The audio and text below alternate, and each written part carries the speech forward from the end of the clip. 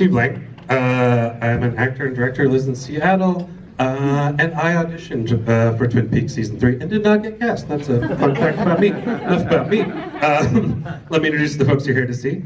Please welcome Harry Goaz, Kimmy Robertson, James Marshall, and Sherilyn Fenn.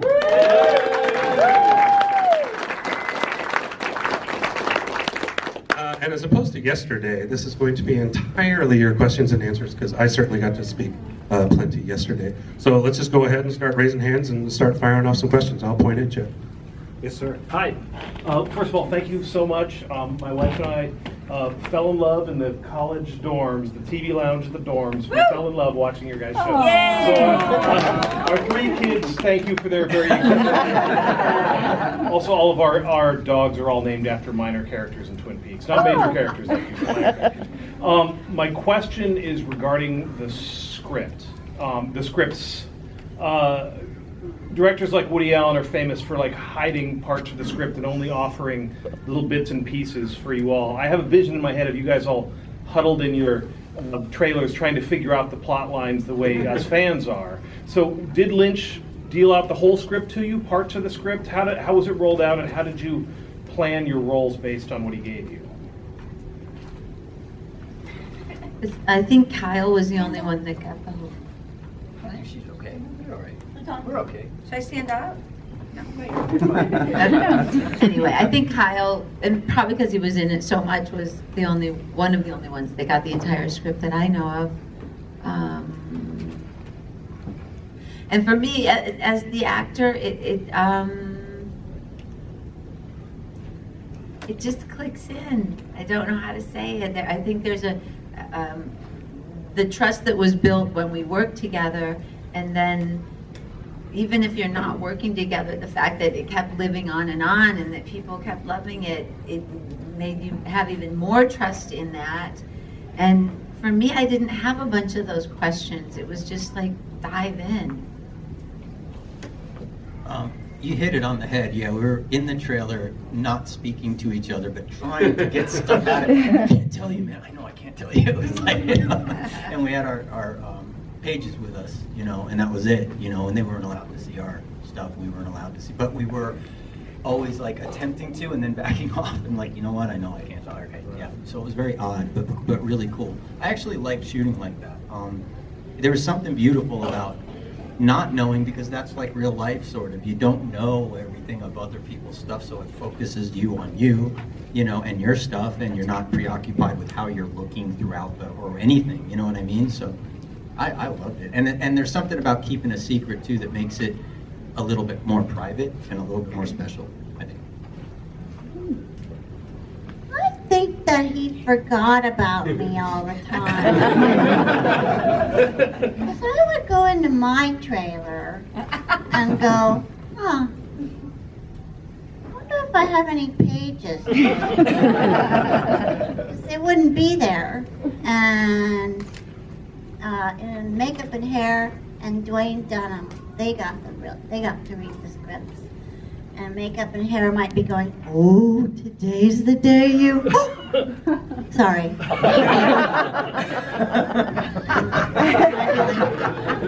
Oh my gosh, don't say it, don't say it. I won't, I almost did, but I'm not going to tell you. And that happened a lot.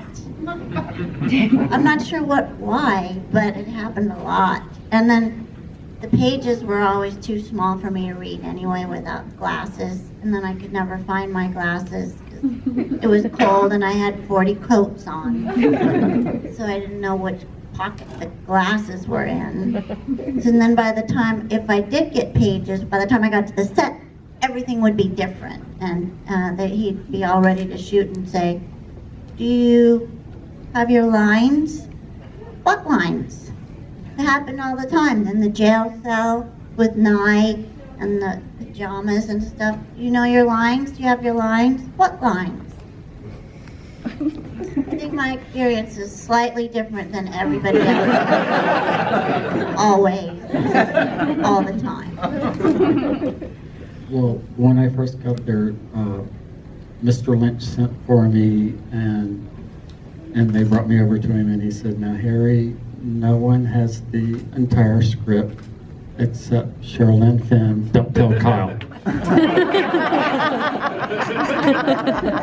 Sherilyn's pissed about it. Liar, Harry. Another question? That's it? Okay, Yeah. bye. I've got a question for Harry. Do you like Douglas Sirk? Yes. Yes. Yes, I love Douglas Sirk. He's one of my favorite directors from the studios back then who was heavily stylized, and he was heavily stylized in color. And it's so funny that the conversation you were having yesterday about the progression of your character is very much like Douglas Sirk's Written on the Wind with Dorothy Malone.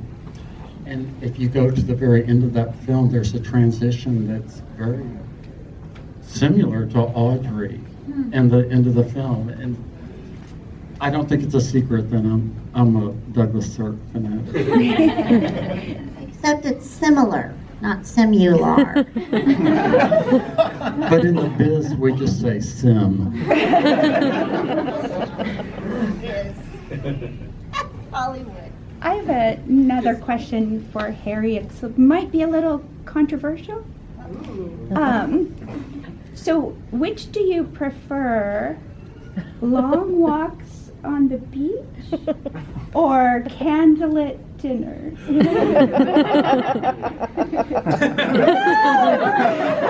Come on, baby. You asked for it. After holding hands, I like the beach.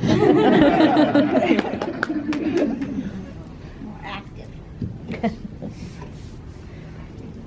Yes, sir. First of all, I'm not going to spoil anyone for Thank you. Have any of you read the books, like the final dossier especially? It had a lot of stuff about Audrey and what happened in those 25 or so years in between, and what do you think about what happened to your characters after the third season or before the third season? Because it kind of goes into there. I have to say, before I went to the airport Friday, I accidentally saw that those books existed. Well, because everybody went to the signing at Romans, and I was passing out candy because it was Halloween. I couldn't go to some book signing. Well, there's 8,000 kids because I live in a 13-bag neighborhood. Now I don't even remember what the question was. I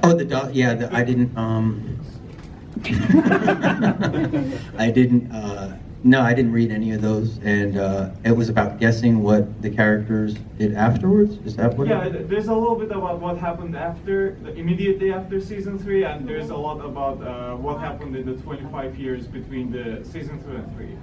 Yeah, no, I won't even comment on it, like, again, just because of possibilities. God willing, anything should ever happen with this again. I wouldn't want it to, hurt their ability to go to their banks and take out what they need to take, and just keep it quiet, because I could guess at what happened, and that might just, it would only be me guessing. So, but yeah.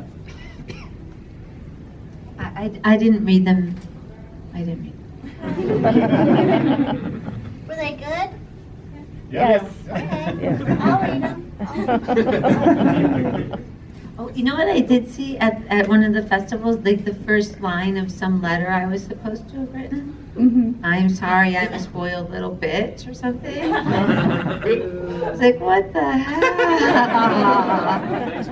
I was like, what the hell? Yeah, so is that from the same one? There are two. That's the first one. There are Yes, two. in the Secret History. That's from the Secret History. Okay. You wrote to Ben Horn, How do we appear your ignorant? dad. Can we move on to the next question? Knowing your characters that you did them, would you rather meet your character's Talupa or your character's doppelganger? Did I? Topa? Topa.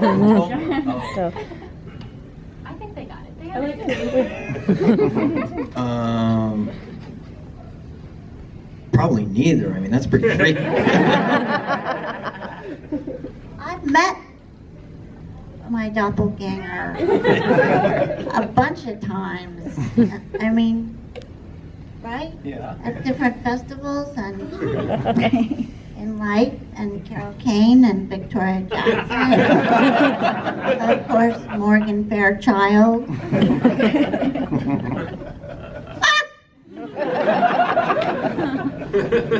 I met my doppelganger yesterday. I think I like to do the Toluca. Doppelganger? Doppelganger. Yeah. There can't be, there is not another Sherilyn. Oh, are you sure? Yeah, actually, that is the Well, right answer. Next question? Guys, got a question? Grill 'em. Here you go. Harry, you were in the car waiting for the man to show up past Sparkman and 21 and over by the Joneses. And you look at your watch. Was that your watch? We figured. No one knows why except for Mr. Lynch. Oh. Not even So you. in other words, it's not random. No, it's not random, Yeah. and it's an affirmation from my life Mm, as I've lived it through my trials and tribulations. mm. Oh, good question. Yes. I have a question for Sherilyn. So Audrey, I've always loved Audrey, really identified with her, but she's this character that like nothing really terrible ever happens to, but she has this tragic, just essence that's so melancholy. And I wondered if you could speak about sort of the romanticization of tragedy and what that means for you, for that character, and for your impact on the world. That's cool. I don't, just because we didn't see what bad things happened didn't mean they didn't happen. You know what I mean? I guess we're all really good at wearing those masks, and she was too. And not only just wearing a mask, but needing to survive. So I think she became adept at that. And I think she did go through some stuff.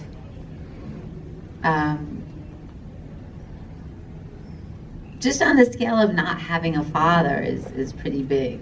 And he's there, but he's not there. You know, so I think there was a lot of stuff.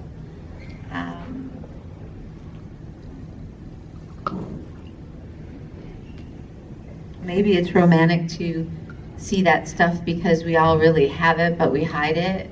Maybe that's why people relate to something there. I mean, I always wonder, like, I don't know. Do you know what I mean? I would have been the last person to expect anything to happen. It wasn't supposed to happen. That was just supposed to be like a C character that just came in, and and maybe unfortunately people gravitate towards suffering because it makes them feel alive or real, and they don't realize that it can really just be damaging and depressing to stay in that place. It's like the thing of like judging, Deputy Andy because he cries, and like the masses will think he's weak, but he's strong. Like, it's like everyone's got to ask backward. I used to think whatever you think of, just switch it around. Did that answer you? Okay. Yes. Talk about backstage dynamics. Of the other actors, who was the most obnoxious? Who's the favorite? What was the actor that everybody loved, and what was the actor that everybody rolled their eyes when they walked in? Everybody loves Kimmy. Kimmy. Everyone loves her. How could you not? Authentic. She's like a little earthbound angel. That's just the way it is. It's true, though. I know. Yeah. We might all have someone different. I think we might have something different. I'll tell you who I didn't like. Well, but she wasn't a regular person. She just came to direct one episode, and I didn't like her. Diane Keaton. Yeah. Because I felt like it was more about Diane Keaton than Twin Peaks. And we were like really invested in Twin Peaks. But Diane Keaton comes with like all this other stuff. And I'm like, I'm calling David. You know? I did. I don't like her, you know? Because I mean, it meant a lot. You look to your director, and I was just like, why is she here? Yeah, right? She wasn't giving. She just wasn't giving. Yeah, white, the whole costume and the thing, and then, yeah. Perfect white shirts. All starched and ironed just like Harry. If I put that on, it would be wrinkled before the last button was buttoned. And there'd be taco grease on it.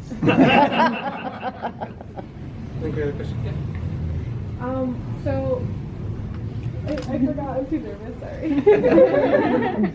Someone's soccer. For sure. Gabrielle. Related to Twin Peaks, Diary of a Hitman, which I just rewatched again on cable. It was so good, and you're so great in it. And how was it working with Forrest Whitaker? That movie means so much to me for so many reasons. That was a movie that my acting teacher got us a play and adapted it for me, because he said, now I'll show all these idiots what you can do. He was like my biggest fan, you know, and he was so empowering on so many levels. We were just talking about that. He was the one that said to me, oh, sweetheart, you still think your weakness or you still think that Your weakness is your weakness, but it's your strength. your vulnerability is your weakness. You haven't yet realized it's your strength. Working with Forrest is a dream. I mean, Forrest Whitaker, he is generous. He's an amazing actor. He was wonderful, and he jumped in at the end. And yeah, it was a very small movie, but it was a very character-driven movie. I'm glad you saw it. I'm very proud of it. Yeah, I really liked it. Thank you so much. I think I have the courage again. Got it. Was that James's real voice in the Justice song? Yeah. That's really cool. Oh, well, thanks. Yeah, no, there's like, there's like a little story about, I think I already kind of covered it though. You know, just that it was recorded before I got there, and the key was a little bit hard for me to get to. And it was going to be falsetto anyway, but it sounds a little more strained than usual, or reaching for the note, because of, it really was a strange key for me to sing in, so to sing that high in falsetto really was odd. But yeah, no, I have a weird voice. I could do I could do like bass and high falsetto, which is a weird thing sometimes, but yeah. But Awesome. Can you sing it in bass for us? Just you.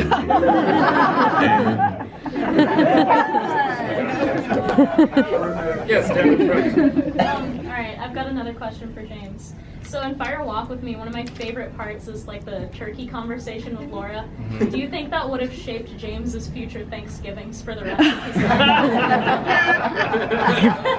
luckily, if you knew James's background, he probably didn't have that many Thanksgivings. His family was very dysfunctional, so it probably didn't ruin much, but yeah, that's a very good question in a weird way.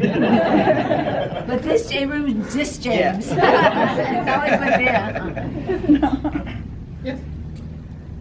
So obviously Twin Peaks and David Lynch are like synonymous. Did the cast have much interaction with Mark Frost? And what was the dynamic like between him versus David?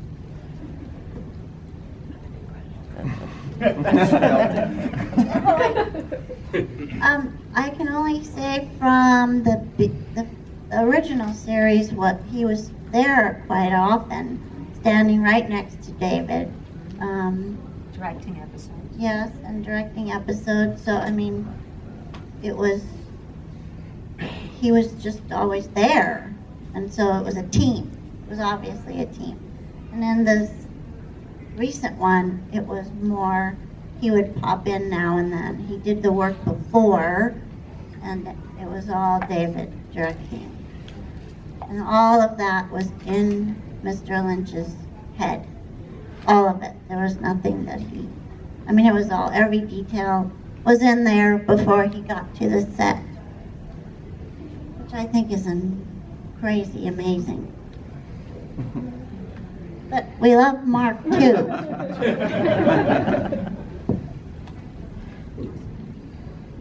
Sherilyn, how did you feel about Audrey and Bobby's friendship? Sorry. It's okay. I loved it. I was so happy when I got to start to do scenes with Bobby. Because me and Dana click, and Dana is exactly the same right now. If he talks, right, and he does all this stuff, and it's like Dana, and I loved it. I wish that, that had happened instead of the love interest that they chose to come in. And it's nothing personal. I like him. I love him. He's a great person. But it's just, Dana's he's just a bright light. He's just a great, funny, wonderful person. And the scenes were fun. It was like, what the fuck you did? We just had a good time. Yeah, I think it comes through. Yeah. Who's gonna talk? I have to say that Dana's amazing. Every time I see him, he's always inviting me to New York to come meet his dogs. I just want to go back to David Lynch and David Lynch's head. I guess it's one of my only exposures to Lynch that I liked, I guess, because I'm often like, wow, what the hell? So I'm just wondering if there was ever moments in the script or you were doing a scene where you're like, what the hell, David? Oh my God, all the time. And can you carry your favorite? Just all the time, really. Did you say I'm your favorite? Yeah, you and Harry are my favorite characters for sure. Did you write the check for her?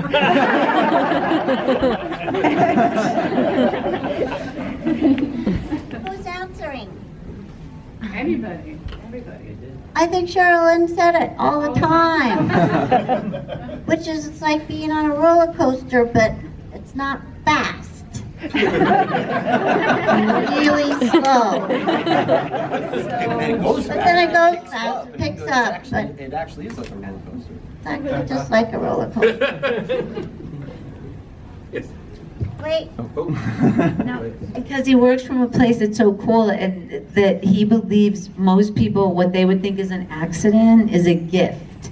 It's like, oh, let's use it, let's use that, and like arrive on the set and completely rewrite scenes, which is fun when you're young and scared. You're like, no, but then they end up being just more than you could imagine. And also, if you read Northwest Passage, the original script, and then you see it, it was the biggest. I'd seen David's films. I've been a fan, but to have read it and just see it flat on the page and then see it, it's like the man is a genius. He's an artist connected to his truth, and everything came to life in a way that I never imagined.